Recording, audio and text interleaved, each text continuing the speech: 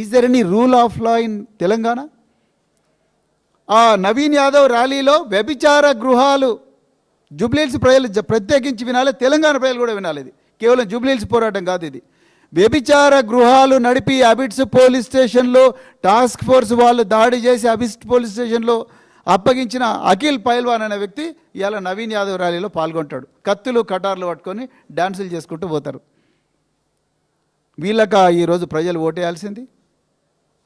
ఎన్నో murder కేసులుండి rape కేసులుండే వాళ్ళకి మీరు పెట్టుకొని తిరుగుతున్నారు. ఇవాళ పోలీసు వాళ్ళందరూ కూడా, ఇవాళ ఇంటెలిజెన్స్ వ్యవస్థ మొత్తం కూడా, వెస్ట్ జోన్ పోలీసులందరూ కూడా ఇవాళ ఈ గూండాలను రౌడీలను కాపాడి న్యాయబద్ధంగా ఇవాళ ఎన్నికలు జరుపుతున్న బీఆర్ఎస్ పార్టీకి వ్యతిరేకంగా వీళ్ళని ఎట్లైనా అణిచివేయాలని చెప్పి పనిచేస్తున్నారు. ఇవాళ బాబా ఫజీద్దీన్ అనే వ్యక్తికి 2 గన్మెన్లు ఇచ్చిండ్రు.